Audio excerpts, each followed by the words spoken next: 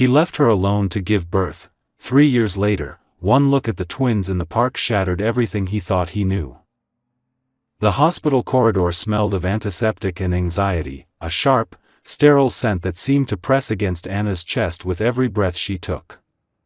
The fluorescent lights overhead were too bright, unforgiving, exposing every tremor in her hands as she leaned against the cold wall, trying to steady herself. The folder with her medical reports was clutched tightly to her chest, the edges already bent from how often she had opened and closed it while waiting. Michael Reeves stood a few steps away, his phone in his hand, his posture rigid and distant. He looked exactly as he always did in moments of pressure, controlled, composed, untouchable. His brown hair was perfectly styled, his expensive coat hanging neatly from his shoulders, as if he had stepped into the hospital by accident rather than because the woman carrying his children was about to give birth. "I'm not ready," he said at last. The words were calm, measured, spoken without cruelty, and that made them hurt even more. He didn't look at Anna when he said them. His gaze was fixed somewhere past her, as if facing her directly would require an honesty he was no longer willing to offer. Anna felt the world narrow to the sound of her own heartbeat. She had imagined many versions of this moment, but not this one. Not this quiet dismissal, this tone that suggested inconvenience rather than fear. "I'm scared," she whispered, her voice barely audible over the distant beeping of medical equipment and the muffled footsteps of nurses passing by. Michael exhaled slowly, as if her words weighed on him but did not change his mind. "So am I," he replied. "That's why I'm leaving." The finality in his voice stripped away the last fragile hope she had been holding on to. She waited for him to soften, to step closer, to say something else, anything that might turn those words into something less devastating. But he was already turning away. A sharp pain tightened in her lower back, stronger than before, stealing the breath from her lungs. Anna pressed her palm against the wall, her vision blurring as the reality of the moment crashed down on her all at once. This was happening. Now. Alone. "Michael," she said, his name breaking as another wave of pain surged through her body. He paused for a fraction of a second, his shoulders tensing, and for a brief moment she thought he might turn around. Instead, he straightened, as if bracing himself against something invisible. "I can't do this," he said quietly, more to himself than to her. Then he walked away. Anna watched his back disappear down the corridor, each step taking him farther from her and from the life they were supposed to face together. The sound of his shoes faded, swallowed by the sterile emptiness of the hospital, until there was nothing left but silence and pain. A nurse approached moments later, concern flickering across her face as she took in Anna's pale expression. "Are you alone?" she asked gently. Anna nodded, unable to speak, tears slipping silently down her cheeks as another contraction forced her to bend forward. "Yes," she managed to say at last. "I am." As the nurse guided her toward the delivery room, Anna felt something inside her shift, harden, as if a line had been crossed that could never be uncrossed. Whatever happened next, whatever pain awaited her, she understood one thing with devastating clarity. She would face it without him. And the choice he made in that corridor would echo far beyond this night, long after the cries of newborn children filled the room where he should have been standing beside her. Time lost its meaning once Anna was taken into the delivery room. The clock on the wall moved forward, but she could no longer tell whether minutes or hours were passing. Pain came in waves that left her shaking, gripping the edges of the bed, focusing on the steady voice of the doctor and the nurse who stayed close, offering calm instructions and brief reassurances. Still, between contractions, the emptiness beside her felt louder than anything else. The place where Michael should have been stood out with cruel clarity. She gave birth without holding anyone's hand. Each surge of pain carried not only physical strain but the sharp realization that no one was there to witness this moment with her, no one to whisper encouragement or wipe her tears. She bit down on her lip to keep from crying out in frustration, refusing to let her strength break now. If she had to do this alone, she would do it standing, not pleading. When the first cry filled the room, raw and piercing, Anna's breath caught painfully in her chest. Then a second cry followed almost immediately, just as strong, just as alive. The sound shattered something inside her, releasing tears she could no longer hold back. The doctors moved quickly, voices overlapping, the room suddenly alive with motion and purpose. "Twin girls," someone said, smiling softly. Moments later, they were placed on her chest, small and warm and impossibly real. Two identical faces, tiny brows furrowed, brown hair damp against their heads, blue eyes blinking uncertainly at the light. Anna stared at them in disbelief, her hands trembling as she carefully wrapped her arms around their fragile bodies. "Lily," she whispered to the first, her voice breaking. Then she looked at the second, just as perfect, just as vulnerable. "Mia." The name settled into the room like a promise. In that moment, the pain faded into the background, replaced by a deep, aching awareness of responsibility. These two lives depended entirely on her now. Not on promises. Not on hopes that someone might come back. On her. Later, when the room grew quiet and the staff stepped away, Anna lay alone with her daughters sleeping against her, their tiny breaths warm against her skin. Exhaustion weighed heavily on her body, but her mind refused to rest. She thought of the corridor. Of Michael's back as he walked away. Of the version of her life that had ended before it truly began. A nurse returned to check on them and smiled kindly. "Do you have someone coming to see you?" she asked, adjusting the blankets. Anna hesitated, then shook her head. "No." The nurse's expression softened, and she squeezed Anna's arm gently before leaving. The simple gesture nearly undid her. That night, while the hospital slept, Anna lay awake listening to the soft sounds of her daughters' breathing. She studied their faces in the dim light, memorizing every detail, every tiny movement, as if afraid the world might take them away if she looked away for too long. Fear crept in quietly, whispering questions she didn't yet have answers to. How would she manage? How would she provide for two children alone? What would happen when exhaustion became overwhelming? She pushed those thoughts aside and leaned closer, pressing a gentle kiss to each small forehead. "I'm here," she whispered. "I won't leave." The words were not spoken to anyone else. They were spoken to herself. By morning, the fear was still there, but it was joined by something stronger. Resolve. Anna signed the papers alone, filled out the birth certificates with steady hands, and left the father's name blank without hesitation. It felt less like an omission and more like a boundary. As the sun rose outside the hospital window, Anna held Lily and Mia close and understood that her life had irrevocably changed. She had been abandoned at the moment she needed support most, but she had also discovered a strength she did not know she possessed. Whatever waited for her beyond those hospital doors, she would face it with two small hands wrapped around her heart, and that would be enough to keep her standing.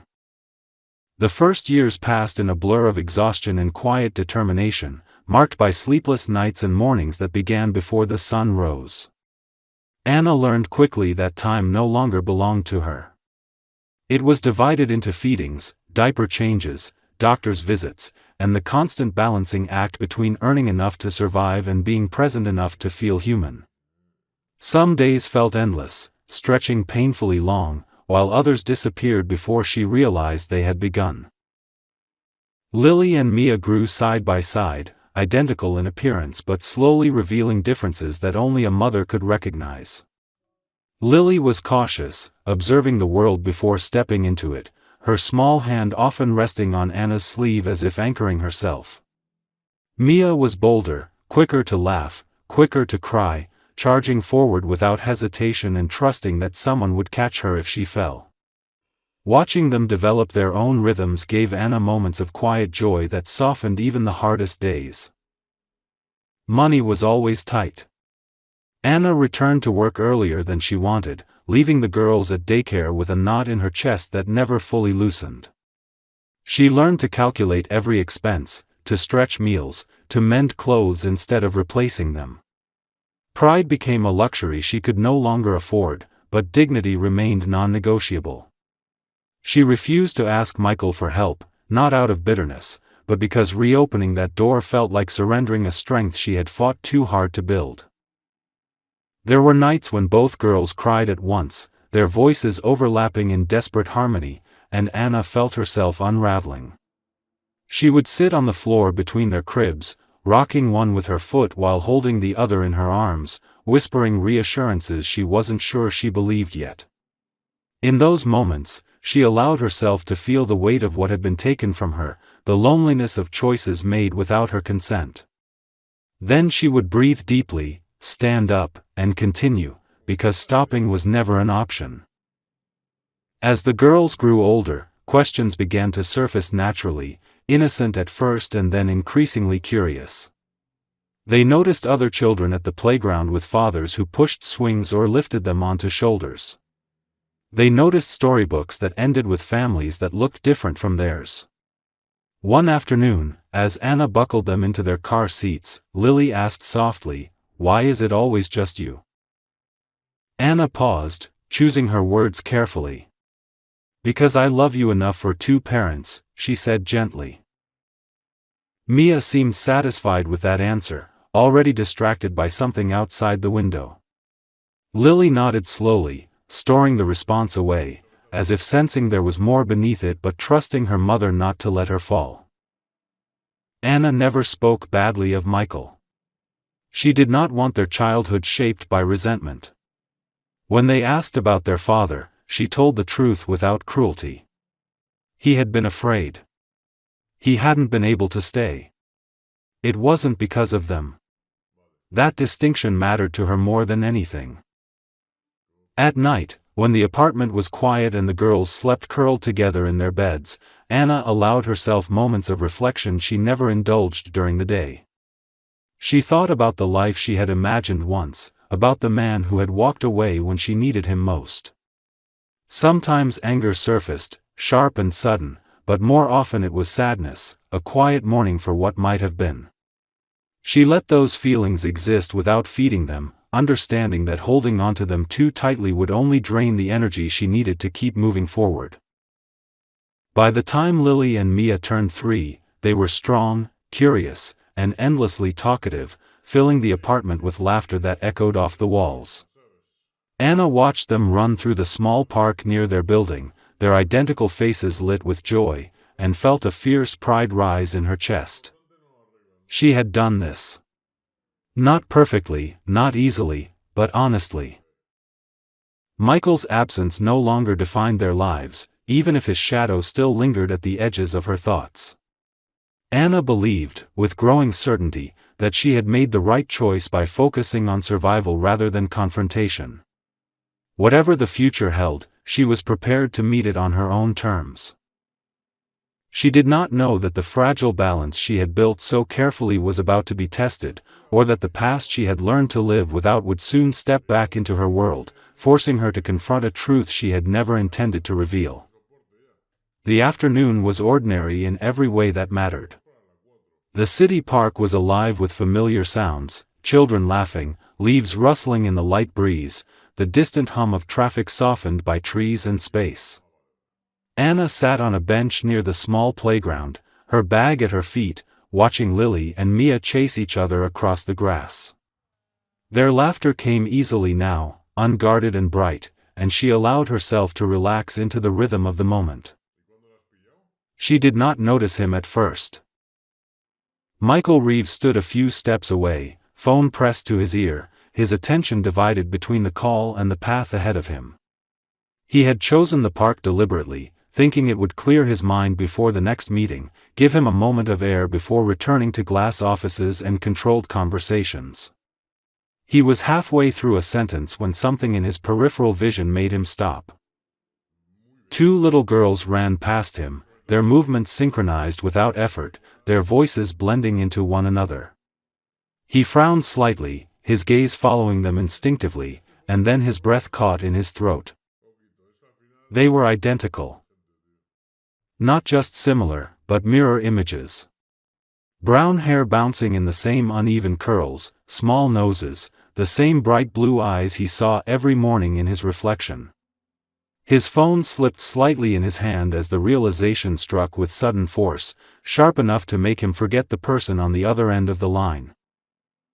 "Michael," the voice said through the speaker. He didn't answer.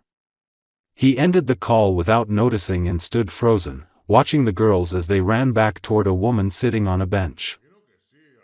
Anna looked up at that exact moment. Recognition hit them both at once, immediate and devastating. Her body tensed, every instinct screaming at her to gather her daughters and leave, but it was already too late. Michael's eyes were fixed on her, disbelief washing over his face as memory collided violently with the present.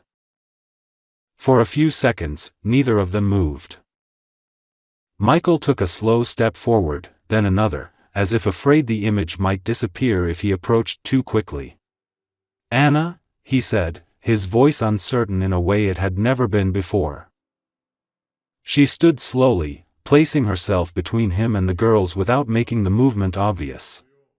"Michael," she replied, calm but guarded. His gaze dropped to the twins immediately, his chest tightening as the truth assembled itself piece by piece. The timeline aligned with brutal clarity. The age. The resemblance. The impossible coincidence that was no coincidence at all. "How old are they?" he asked, though his voice suggested he already knew the answer. 3, Anna said evenly. Michael felt the ground shift beneath him. There. He couldn't finish the sentence. Anna met his eyes, her expression steady, resigned, and tired in a way that spoke of years rather than days. "They're yours." The words landed with quiet certainty, heavier than any accusation could have been. Michael opened his mouth, closed it again, searching for something to say that would make sense of the moment. Nothing came. Lily and Mia had stopped running now, watching the exchange with open curiosity. Mia tilted her head slightly, studying Michael with interest, while Lily stayed closer to Anna, her hand slipping instinctively into her mother's. "Mommy, who is he?" Mia asked. Anna inhaled slowly. "Someone I used to know," she said carefully. Michael's heart twisted painfully at the distance in those words. Someone. Not father. Not family. Just a fragment of the past. "You didn't tell me," he said finally, his voice low, strained. Anna's gaze did not soften. "You didn't stay," she replied. The simplicity of the answer left him defenseless.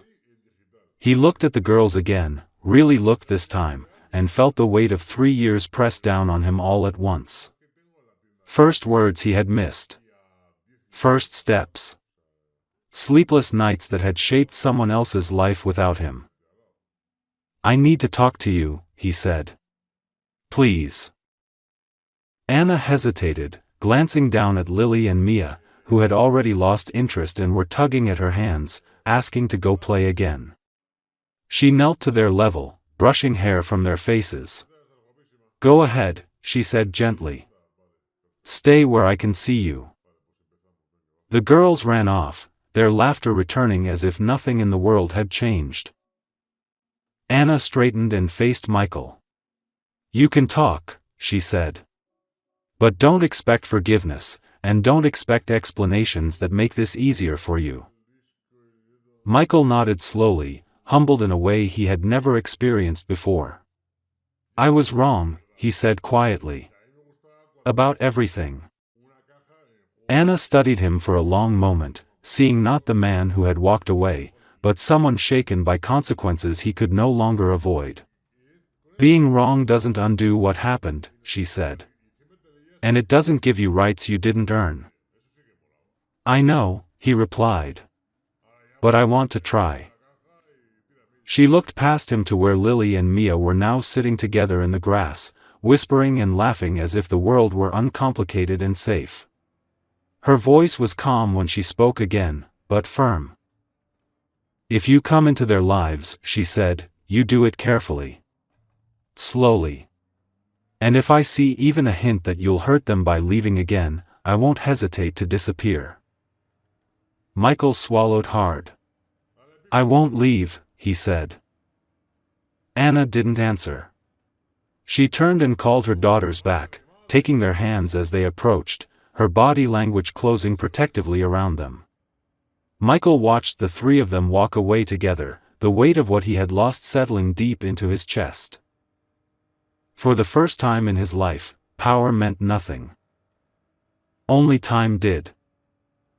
And he had already wasted too much of it.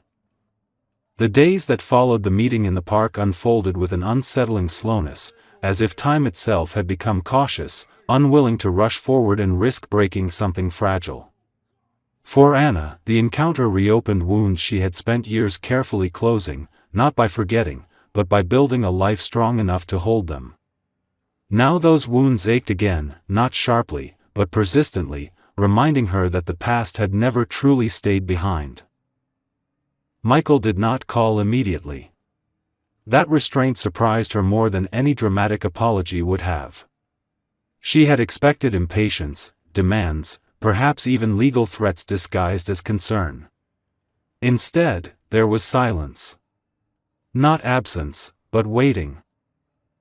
When he finally did reach out, it was with a short message asking if they could talk, adding that if the answer was no, he would respect it. Anna read the message several times before responding. She agreed to meet, but only on neutral ground and only without the girls present. She needed to see who he was now, without their presence softening her resolve or complicating her judgment. They met in a quiet cafe not far from the park. Michael arrived early and stood when she entered, stopping himself halfway through the gesture as if unsure what manners still applied. He looked different to her now, not in appearance, but in posture. The certainty that had once defined him was gone, replaced by something more tentative, more human. I've thought about that day every night since I saw them, he said after they sat down. About the hospital. About what I did. Anna listened without interrupting, her hands wrapped around her cup, grounding herself in the warmth. Thinking about it isn't the same as understanding it, she replied calmly. I know, Michael said. I didn't just leave you. I left them before they even existed as people to me. And I convinced myself it was necessary. Necessary for who? Anna asked. Michael looked down briefly. For me. The honesty caught her off guard. It didn't erase the damage, but it stripped away the defensiveness she had braced herself against. They spoke for a long time, carefully, circling the truth rather than charging at it. Michael did not excuse himself. He admitted fear, pride, and the belief that walking away was easier than staying and failing. Anna told him what those first years had been like, not to punish him, but to establish reality. She described nights without sleep, moments of panic, the constant calculation of survival. She did not dramatize. She didn't need to. When she finished, Michael sat in silence, his jaw tight, his eyes fixed on the table between them. I can't undo any of that, he said quietly. But I want to be accountable for it. Accountability isn't a feeling, Anna said. It's consistency. I'm prepared for that, he replied. However long it takes. She studied him closely then, looking for cracks, for impatience, for signs that this resolve would fade once the wait became uncomfortable. What she saw instead was uncertainty paired with determination, a combination that frightened her more than arrogance ever had. They discussed boundaries. Clear ones. He would not introduce himself as their father. Not yet. He would follow her lead in every interaction. No gifts meant to impress. No sudden appearances. No promises he couldn't keep. Michael agreed to all of it without hesitation, even when the conditions clearly bruised his pride. "I'm not asking you to trust me," he said. "I'm asking you to watch me." When Anna left the cafe, she felt no relief, only the heavy awareness that something irreversible had begun. At home, Lily and Mia greeted her with excitement, showing her drawings they had made, pulling her toward the table with the urgency only children possessed. Their world remained unchanged, and that steadiness anchored her. That night, after the girls were asleep, Anna sat alone in the quiet apartment and allowed herself to acknowledge a truth she had resisted all day. Michael was no longer a memory. He was a variable. And variables introduced risk. Across the city, Michael stood in his darkened apartment, looking at a photo he had taken quietly in the park days earlier. Two little girls, caught mid-laughter, unaware of the storm their existence had created. He felt grief for the years he had lost and fear for the years ahead, knowing neither could be controlled the way he once controlled everything else. For both of them, sleep came slowly that night. The past had found its way back in, not to be relived, but to be answered. And neither of them yet knew what the cost of that answer would be. The first time Michael was allowed to see the girls again, it was under conditions so precise they felt almost ceremonial. Anna chose a weekday morning at a quiet cafe with a small play corner, a place Lily and Mia already knew and felt comfortable in. There would be no surprises, no lingering, no attempts to redefine roles. Michael was told to arrive 10 minutes late so the girls would already be settled, already safe in their routine before he entered it. He followed every instruction exactly. When he walked in, the sight of them hit him harder than it had in the park. Lily and Mia sat at a small table, coloring seriously, their heads bent at the same angle, tongues peeking out slightly in concentration. Anna sat nearby, watching them with the calm vigilance of someone who had learned never to fully relax.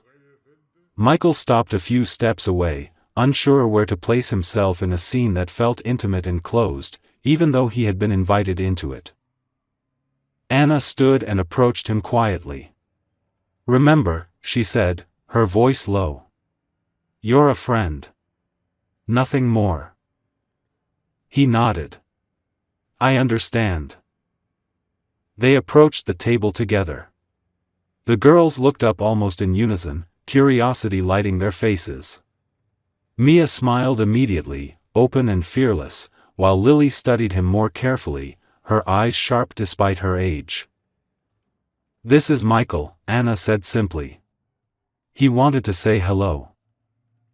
Michael crouched down to their level, careful not to invade their space. "Hi," he said gently. "Those are very impressive drawings." Mia beamed. "Mine is a cat," she announced proudly. "And mine is a house," Lily added, watching his reaction closely. "They're both amazing," Michael said, and meant it with a sincerity that surprised even him. The conversation stayed simple. Colors. Animals. What kind of juice they liked. Michael let the girls lead, resisting every instinct to steer, teach, or impress. When Mia asked if he could color too, he glanced instinctively at Anna, who gave a small nod. He sat awkwardly in the tiny chair, crayons clutched in hands more accustomed to contracts than paper, and followed their instructions without complaint. Anna watched everything. She noticed how he listened without interrupting. How he laughed softly instead of loudly. How he accepted correction when Lily told him he was coloring outside the lines. Most of all, she noticed what he did when the girls lost interest and turned back to each other. He didn't demand their attention. He simply stayed. When the visit ended, Michael stood immediately, understanding the signal without being told. "Thank you for letting me come," he said to Anna, not the girls, respecting the boundaries she had drawn. "Bye, Michael," Mia said cheerfully. Lily hesitated, then added a quieter goodbye. Michael left without looking back. Over the following weeks, the visits continued, always brief, always structured. Sometimes they met at the cafe. Sometimes at the park. Sometimes he simply walked beside them while Anna pushed the stroller, listening more than speaking. Michael rearranged his entire life around these moments, turning down meetings, rescheduling flights, absorbing irritation from colleagues who didn't understand why access to him had suddenly become conditional. At night, he lay awake replaying small details. The way Lily reached for Anna when uncertain. The way Mia laughed without hesitation. The way both girls glanced toward him sometimes, as if slowly cataloging his presence, deciding where he belonged. Anna, meanwhile, struggled with a different kind of exhaustion. Allowing Michael into their lives required constant alertness, a readiness to intervene if anything felt wrong. She measured his consistency day by day, week by week, bracing herself for the moment he might falter.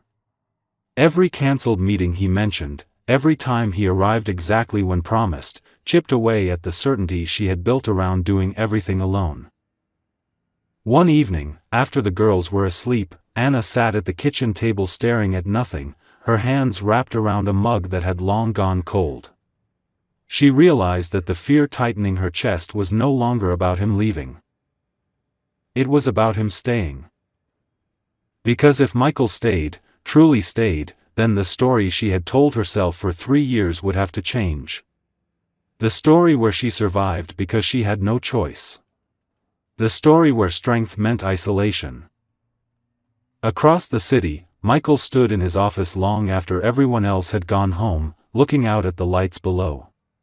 For the first time in his life, success felt irrelevant compared to the quiet triumph of being allowed to exist in his daughter's orbit. He knew he was being tested, not aggressively, but patiently, and he welcomed it. Trust, he was learning, was not granted in grand gestures. It was built in ordinary moments, repeated until they became undeniable. And both of them sensed, with equal parts hope and fear, that the most difficult part was still ahead. The fragile rhythm they had built was tested in a way none of them could have predicted, not by anger or absence, but by fear. It happened on an evening that began like any other, with Lily and Mia sprawled on the living room floor, surrounded by toys, arguing softly about whose turn it was to choose a bedtime story. Anna moved between the kitchen and the couch, tidying absent-mindedly, her thoughts drifting to the quiet relief that had slowly entered her life alongside Michael's steady presence. The phone rang sharply, cutting through the ordinary noise of the apartment. Anna's stomach tightened before she even answered. The voice on the other end belonged to the daycare teacher, calm but strained, explaining that Mia had developed a high fever suddenly and was struggling to breathe properly. They had already called an ambulance as a precaution. Anna felt the room tilt as she grabbed her coat, her hands shaking so badly she nearly dropped the phone. She called Michael without thinking. He answered on the first ring. "I'm on my way," he said before she could finish the sentence. By the time Anna arrived at the hospital, Michael was already there, standing near the entrance, his face pale, his composure fractured in a way she had never seen before. He didn't ask questions or demand explanations. He simply followed her, his presence steady and silent, as if instinct had finally replaced hesitation. Mia was admitted for observation, her small body dwarfed by the hospital bed, Lily clinging tightly to Anna's side, wide-eyed and terrified. The doctor explained it was a severe viral infection, frightening but manageable, and that Mia would recover with treatment and monitoring. The words washed over Anna without fully registering, her focus locked on the rise and fall of her daughter's chest. Michael stood a few steps back at first, unsure of his place, until Lily reached out and took his hand without looking at him. The gesture was small, almost unconscious, but it landed with crushing force. He squeezed her hand gently, afraid that too much pressure might break something sacred. Hours passed slowly. Anna didn't realize she was shaking until Michael draped his jacket over her shoulders without asking, grounding her with the simple weight of fabric and warmth. When she finally looked at him, really looked, she saw fear mirrored in his eyes, raw and unfiltered. Not fear of losing control. Fear of loss. That night, Mia slept under the watchful eye of machines, Lily curled up in a chair beside the bed, refusing to leave her sister. Michael remained awake, pacing quietly, stepping outside only once to make a phone call that lasted less than a minute. When he returned, his phone was switched off completely. The next morning, Mia's fever broke. Relief came in a rush that left Anna weak, her knees trembling as she leaned against the wall outside the room. Michael exhaled slowly, his hand pressed to his face, emotion breaking through the restraint he had maintained for months. "I was terrified," he admitted quietly, not looking at Anna. "So was I," she replied. The difference was that this time, she wasn't alone in it. In the days that followed, something shifted between them. Not dramatically, not with declarations, but with certainty. Lily began talking about Michael openly, asking when he would visit again, correcting herself less when she almost called him something else. Mia, once recovered, insisted on showing him her favorite toys, her laughter returning as if the fear had never touched her. Anna watched it all with conflicted emotion. Gratitude tangled with fear. Trust fought against memory. She knew this closeness could be taken away just as easily as it had formed, and the thought of that loss felt unbearable. One evening, after the girls were asleep, Anna confronted the truth she could no longer avoid. "If you're in their lives," she said quietly, sitting across from Michael at the kitchen table, "you're in all the way. I won't let them attach themselves to someone who might disappear again." Michael didn't hesitate. "I won't," he said. "Not now. Not ever." She studied his face, searching for certainty strong enough to withstand time.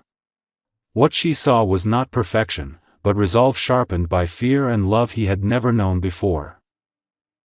"I don't need you to be flawless," she said finally. "I need you to be present." "I can do that," he replied.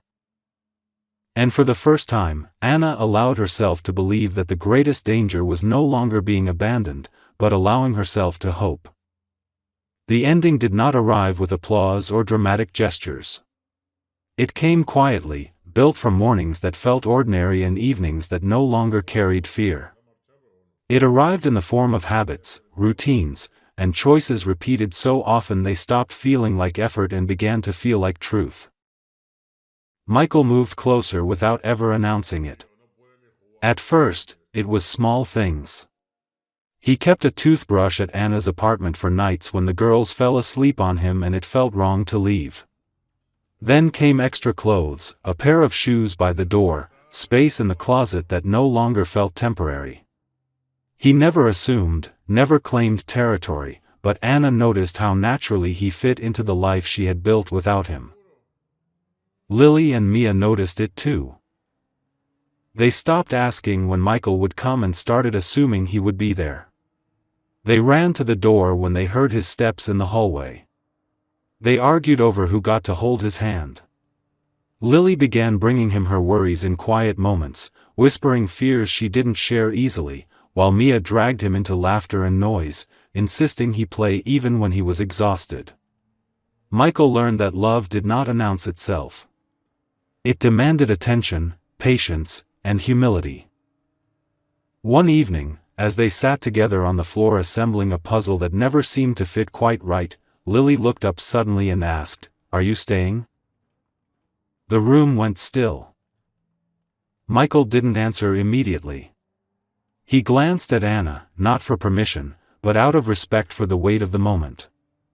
Then he turned back to Lily, his voice steady, grounded in certainty earned rather than promised. "Yes," he said. "I'm staying." Mia clapped her hands, satisfied, while Lily studied his face carefully before nodding once, as if sealing an agreement. Anna felt something inside her finally loosen. Later that night, after the girls were asleep, Anna and Michael sat on the balcony, the city lights stretching endlessly below them.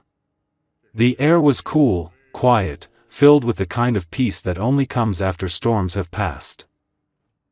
"You changed," Anna said softly.